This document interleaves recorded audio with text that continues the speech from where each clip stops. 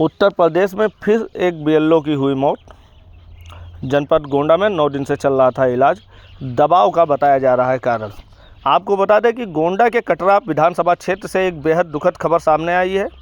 रुपईडीहा विकासखंड के अंतर्गत ग्राम पंचायत बनगाई के बूथ संख्या 336 पर तैनात बीएलओ और शिक्षा मित्र नान बच्चा की लखनऊ के केजीएमओ में इलाज के दौरान मौत हो गई।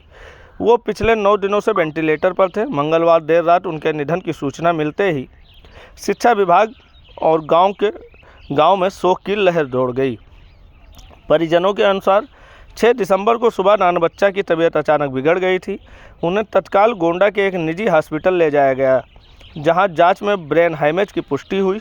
हालत गंभीर होने पर डॉक्टर ने उन्हें बेहतर इलाज के लिए लखनऊ केजीएमओ रेफर कर दिया।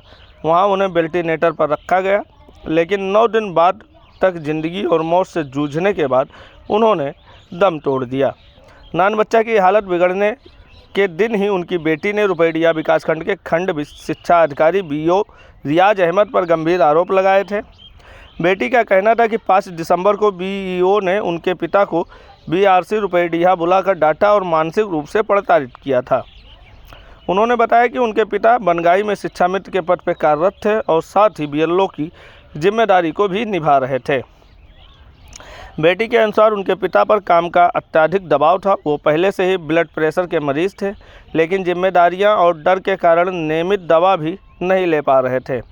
उन्हें आशंका था कि दवा खाने से नींद आ जाएगी और काम प्रभावित होगा।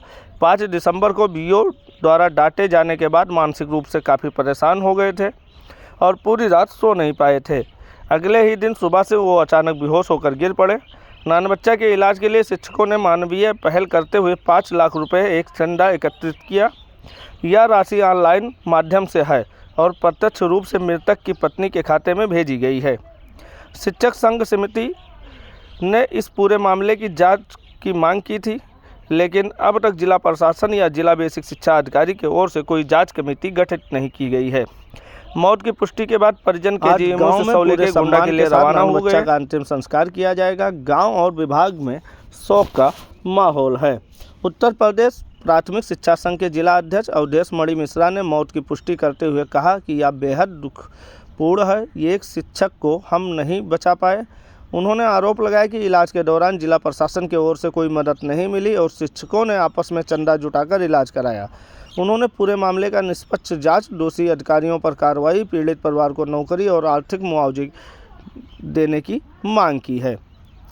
गौरतलब है कि 6 दिसंबर को जब नान बच्चा की तबीयत बिगड़ी, तब जिला बेसिक शिक्षा अधिकारी अमित कुमार सिंह ने बीओ पर लगाए गए आरोप को निराधार बताया। उनका कहना था कि खंड शिक्षा अधिकारी द्वारा किसी प्रकार का दबाव या डांट नहीं दी गई है। बीओ के अनुसार नान बच्चा पारिवारिक कारणों से पहले से परेशान थे और ब्लड प्रेशर के मरीज होने के कारण उनकी तबीयत बिगड़ी। अब शिक्षक की मौत के बाद एक बार फिर काम के दबाव, विभागीय जिम्मेदारों और अधिकारियों की भूमिका को लेकर सवाल खड़े हो गए हैं।